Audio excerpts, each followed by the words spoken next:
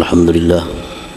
Para muhibbin rahimakumullah, at-tasi min asma'illahil husna al-aziz, yang kesembilan dari asma'ul husna al-aziz. Qala Allah Ta'ala, huwallahu alladzi la ilaha illa huwal malikul quddusus salamul mu'minul muhaiminul aziz. Dialah Allah yang tiada Tuhan selain Dia, Al-Malik, Al-Quddus, As-Salam, Al-Mu'min, Al-Muhaimin, Al-Aziz. Imam Al-Ghazali rahimahullah mengatakan, Al-Aziz huwal khatir alladhi yaqillu wujudu mislih wa tashtaddul hajah ilaih wa yas'ubul wusulu ilaih. Fama lam yajtami alaihi ma'ani hadhihi thalatha lam yutlaq alaihi ismul aziz. Al-Aziz itu artinya adalah zat yang sangat mulia, yang tidak didapat ada seumpamanya,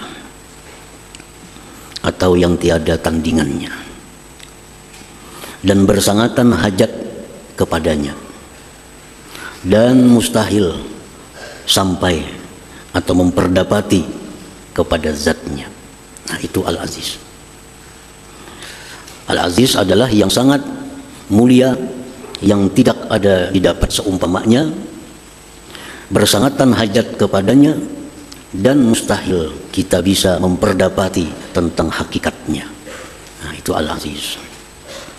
Maka bermula sesuatu yang tidak terhimpun atasnya makna-makna yang tiga tersebut, tidak bisa dipakaikan atasnya nama Al-Aziz. Nah, sesuatu apapun yang di dalamnya tidak terhimpun tiga makna itu tidak bisa disebut Al-Aziz. Jadi Al-Aziz itu mesti sangat mulia, tiada persamaannya, sangat dihajatkan kepadanya, dan tidak bisa diperdapati hakikatnya. Nah, itu Al-Aziz. Apabila ada sesuatu yang tidak terhimpun tiga perkara itu, tidak bisalah disebut dengan Al-Aziz. Oleh karena itu, Al-Aziz ini hanya nama Allah subhanahu wa ta'ala. Qasyamsi la nazira laha wal naf'u minha azim wal hajah syadidatun ilaiha lakin la tusafu bil izzah li'annaha la yas'ubul wusul ila musyahadatiha. Contohnya seperti matahari. Matahari itu tiada tandingannya. Matahari tidak ada tandingannya. Kita kada pernah melihat matahari dua. Matahari hanya satu. Dan lagi matahari itu sangat diperlukan kepadanya. Sangat diperlukan matahari itu. Tetapi tidak mustahil memperdapati matahari itu. Kita bisa melihatnya. Dan dengan kecanggihan ilmu pengetahuan, matahari bisa diketahui berapa besarnya, berapa beratnya, berapa bobotnya, berapa jaraknya dari bumi ke matahari, diketahui. Nah, oleh karena itu matahari ini tidak bisa dinamakan Al-Aziz. Walaupun kada ada tandingan, walaupun sangat diperlukan, tapi bisa diperdapati.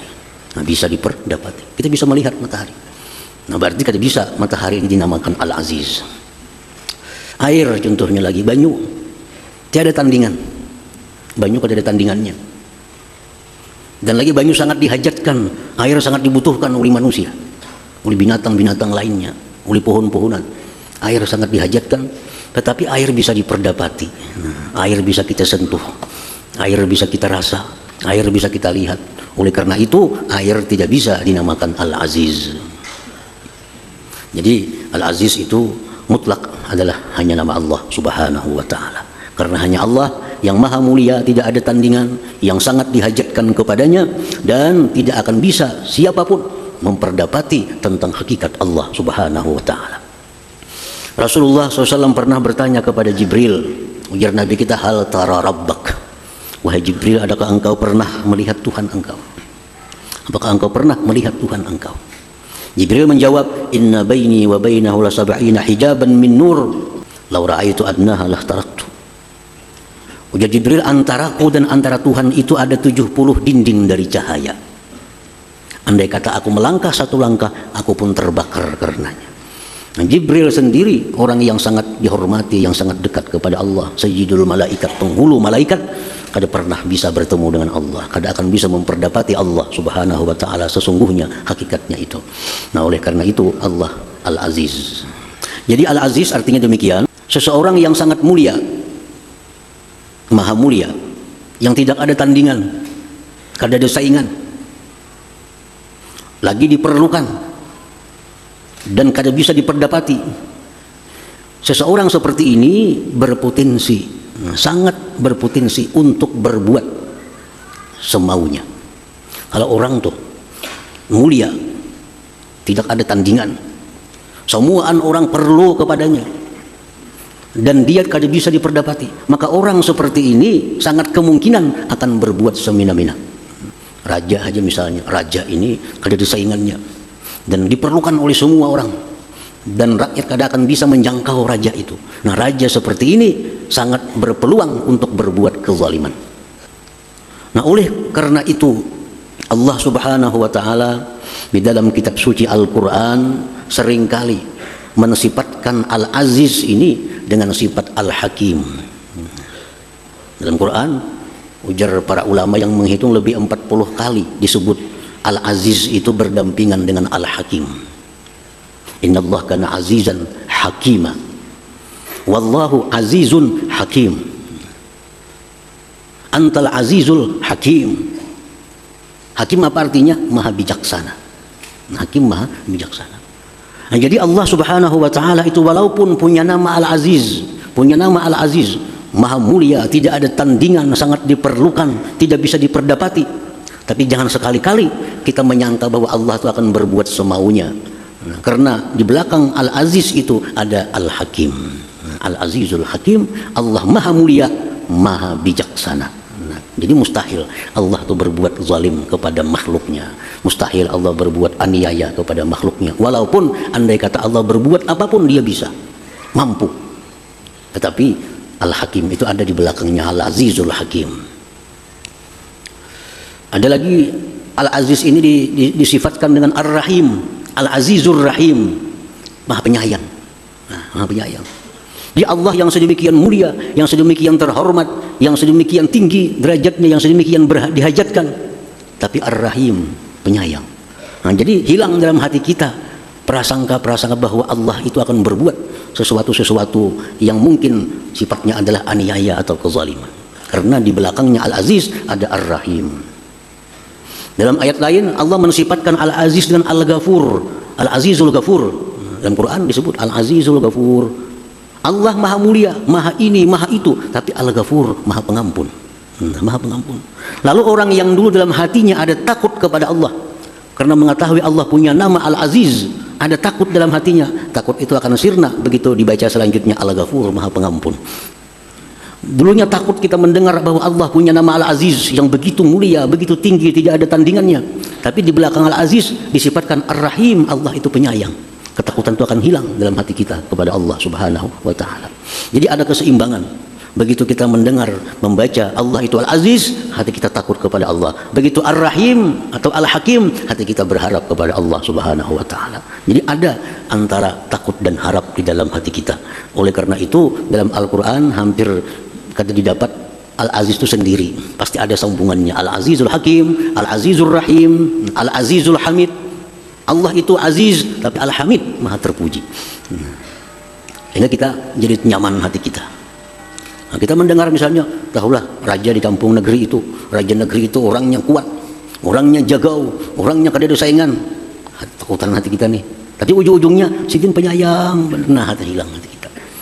Dulunya takut, ada harapnya. Ada harapan disayangi oleh Allah Subhanahu wa taala. Karena bukan hanya Al-Aziz, tapi ada Ar-Rahimnya, ada Al-Hakimnya, ada Al-Hamidnya. Al-mu'min bismillahil aziz ayya'taqida ma qaddamna bayana. Orang yang beriman dengan nama Allah Al-Aziz, bahwa dia mengiktikadkan dalam hatinya sesuatu yang telah kami jelaskan tadi. Kita sudah mengiktikadkan, sudah meyakinkan bahwa Al-Aziz itu adalah maha mulia, tidak ada seumpamanya. Semua orang berhajat kepadanya, tidak bisa diperdapati zatnya. Nah, kita beriman, kita percaya Al-Aziz itu demikian maknanya. Biasanya secara singkat disebut yang mulia. Aziz maknanya yang mulia, itu ringkasnya. Tapi kalau sebenarnya Al-Aziz itu ya demikian tadi, ada 3 kumpulan makna di dalamnya. Nah, kita i'tikadkan itu dalam hati kita bahwa Al-Aziz yang demikian 3 perkara tadi. Jadi kalau kita beriman dengan nama Allah Al-Aziz, pertama kita mesti mengitikadkan makna-makna yang terkandung di dalam Al-Aziz itu. Satu itu.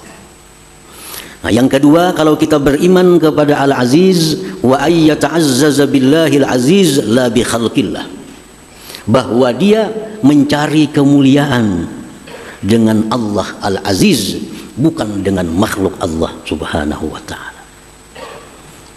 Mencari kemuliaan. Kita ini semuaan disuruh mulia, jadi orang yang mulia. Agama melarang kita menjadi orang yang hina. Kita disuruh jadi orang yang mulia. Cuma mulianya dengan apa? Jangan mulia dengan harta. Jangan mulia dengan harta. Orang yang mulia dengan harta kada akan abadi kemuliaannya. Begitu hartanya habis, habislah kemuliaannya. Atau hartanya ada, orangnya mati, matilah kemuliaannya. Adalah orang kaya, kuburnya dihormati orang. Adakah orang kaya kuburnya diziarahi orang? Kenapa? Sebabnya karena dia mulia hanya dengan hartanya. Begitu dia berpisah dari harta, hilang kemuliaannya. Beda dengan orang yang mulianya billah dengan Allah. Hayatuhu wa mautuhu aziz, hidup matinya mulia. Orang yang mulia dengan Allah. Nah, kita lihat Datuk Kelampayan contohnya, ratusan tahun sudah meninggal, wafat. Kita kada tahu kayak apa sih Din, karena kita kada semasa. Tetap orang ziarah ke kubur sidin, kanak-kanak nang tuha nang anum bini-bini memuliakan. Mereka kada tahu kayak apa kan Datuk Kelampayan tuh, kada tahu kada juga. Kada tahu kayak apa sidin tuh orangnya, kada tahu. Suara dengar suara sidin kada biasa. Tapi Allah yang memuliakan, karena beliau itu mulianya billah dengan Allah, bukan dengan harta. Nah, jadi orang yang beriman kepada Al-Aziz yang maha mulia, nah, dia mesti mencari kemuliaan dirinya itu billah dengan Allah. Dengan Allah. La bi khalqillah, tidak dia mulia dengan makhluk Allah. Orang yang mulia karena dia berteman dengan orang yang mulia. Nah, dia mencari kemuliaan, mendekatkan diri kepada orang mulia. Begitu orang mulia yang didekatinya itu mati, matilah kemuliaannya. Mati. Orang yang mulia karena pangkat dan kedudukannya, begitu habis masa jabatannya, hilanglah kemuliaannya. Wa ayyata'azzaza billahil aziz la bi khalqillah. Nah, bagaimana caranya supaya kita ini menjadi orang yang mulia billah dengan Allah? Jangan jadi orang mulia dengan harta, bukan jadi orang mulia dengan kedudukan tahta, bukan menjadi orang mulia karena kawan. Nah, kita menjadi orang yang mulia billah dengan Allah, wa dzalik bi ayyuti Allah taala. Caranya hanya satu, yaitu taat kepada Allah Subhanahu wa taala. Bila kita taat kepada Allah, kita akan jadi orang yang mulia, mulianya billah, bukan dengan yang lainnya. Sunan Ampel contohnya, itu orang yang mulianya billah dengan Allah, bukan dengan harta, bukan dengan tahta. Berapa abad Sunan Ampel itu meninggal, kita kada tahu. Tetap kita datang ke sana menghormati, ziarah, mendoakan. Kenapa sebabnya? Karena ini orang yang mulianya mulia billah dengan Allah. Allah kada akan binasa, Allah kada akan pernah hilang. Maka orang yang mulia dengan Allah pun kemuliaannya kada akan pernah binasa, kada akan pernah hilang. Qala Rasulullah sallallahu alaihi wasallam, yaqulullahu taala, Rasulullah bersabda, Allah berfirman, ujar Tuhan, annal aziz man arada izzat darain falyuti'il aziz, rawahul Khatib Al-Baghdadi. Allah berfirman, anal aziz, aku, ujar Tuhan, al-aziz. Aku adalah orang yang mulia, yang tidak ada tandingan, yang semua orang berhajat kepada aku, dan orang kada akan bisa memperdapati tentang diriku. Al-aziz. Man arada izzat darain, siapa yang ingin mulia dunia akhirat, falyuti'il aziz, hendaklah dia taat kepada al-aziz. Annal aziz, aku, dia Tuhan al-aziz. Siapa hendak, man arada, siapa yang menghendaki kemuliaan dunia akhirat, falyuti'il aziz, taatlah dia kepada al-aziz. Kita akan jadi orang mulia baik di dunia maupun sesudah mati, sesudah kita di alam barzah sampai di akhirat nantinya. Tetap menjadi orang mulia kalau kita mulia dengan Allah Subhanahu wa taala.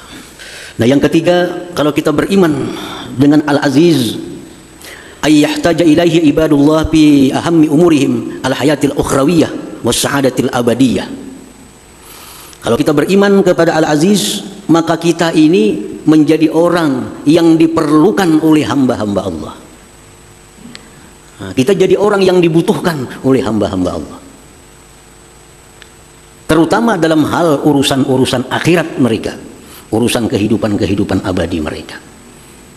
Jadi orang yang beriman kepada Al-Aziz, dirinya itu akan menjadi bermanfaat, dirinya akan dibutuhkan orang, terutama tentang hal ihwal yang bersangkutan dengan akhirat.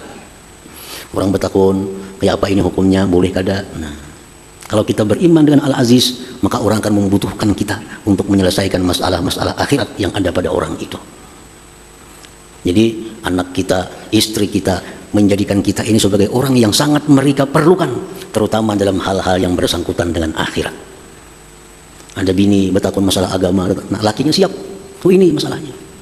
Anak bertakun tentang masalah akhirat, menjawab dengan jelas. Nah, sehingga dia benar-benar menjadi orang yang dibutuhkan oleh keluarganya, terutama dalam hal ihwal urusan akhirat. Nah, itulah Al-Aziz. Artinya apa? Orang yang beriman kepada Al-Aziz ini, dia akan menuntut ilmu, dia akan menjadi orang yang berilmu, sehingga bisa menjadi orang yang dibutuhkan, terutama oleh keluarganya sendiri. Jadi 3 hal itu sebagai bukti iman kita kepada Al-Aziz. Kalau i'tikad sudah, kita mengiktikadkan bulat dalam hati bahwa Allah itu punya nama Al-Aziz, karena itu Al-Quran. Kada percaya Al-Aziz, kafir. Karena Al-Quran mengatakan Allah itu punya nama Al-Aziz.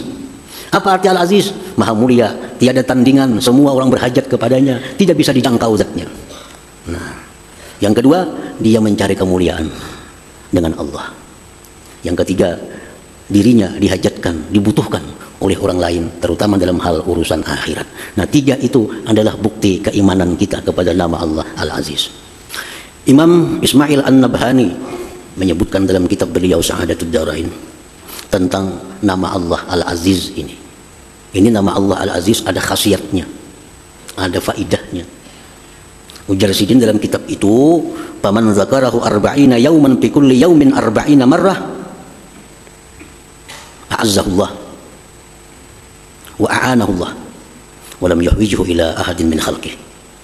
Artinya, orang yang membaca Ya Aziz 40 kali dalam 40 hari kada boleh putus, maka dia akan jadi orang yang ditolong oleh Allah, jadi orang yang dimuliakan oleh Allah Subhanahu wa ta'ala. Nah, jadi caranya membaca itu, kita ambil waktu dalam 24 jam, mana waktu kira-kira yang kita bisa istiqamah selama 40 hari. Nah, kita cari waktu apabila kira-kira kita bisa melaksanakannya selama 40 hari, jangan putus. Ya Aziz. Nah, di waktu kita membaca Ya Aziz, di dalam hati kita, a'izzani bik, a'izzani bik. Ya Aziz, a'izzani bik, muliakan aku dengan engkau. Ya Aziz, a'izzani bik, a'izzani bik, dalam hati. Ya Aziznya diucapkan. Ya Aziz, a'izzani, Ya Aziz, a'izzani, Ya Aziz, a'izzani. Nah, 40 kali aja, 40 hari, kita akan jadi orang yang ditolong oleh Allah Subhanahu wa ta'ala. Ini bagus dibaca akan menghadapi ulangan, menghadapi ujian atau apa, atau menghadapi ada hal-hal yang perlu pertolongan Allah Subhanahu wa ta'ala yang luar biasa. Nah, amalkan selama 40 hari, 40 kali. Jangan meleset. Bila meleset bahasa pulang kayaknya 30 hari sudah mengamalkan, 30 hari sudah putus sehari. Nah, bahasa pulang maka ini 40 kali 40 hari. Nah, jadi Ya Aziz a'izzani, Ya Aziz a'izzani, ini dalam hati ya. Ya Aziz a'izzani, wahai zat yang maha mulia, muliakanlah aku dengan engkau, bukan dengan harta, bukan dengan pangkat. Nah, Ya Aziz a'izzani, Ya Aziz yang mulia, muliakan aku bika dengan engkau. Ya Aziz a'izzani bika. Habis 40 hari. Nah, kena minggu berikutnya pulang, mulai pulang 40 hari. Jangan putus pulang. Nah, ini pagat sehari, untung 40 hari. Nah, sambung pulang kena 40 pulang. Menyambungnya mesti 40 juga, jangan kurang pada 40. Nah, kena habis, jadi amaliyah lah, jadi wiritan. Nah, a'azzahullah, Allah akan muliakan dia, wa a'anahu, Allah akan menolong dia. Nah, itu perkataan Syekh Al-Allamah Ismail An-Nabhani rahimahullahu ta'ala. Nah, itulah bagian daripada khasiyah daripada nama Allah Al-Aziz ini. Mudah-mudahan Allah memberikan kita manfaatnya. Amin ya rabbal alamin.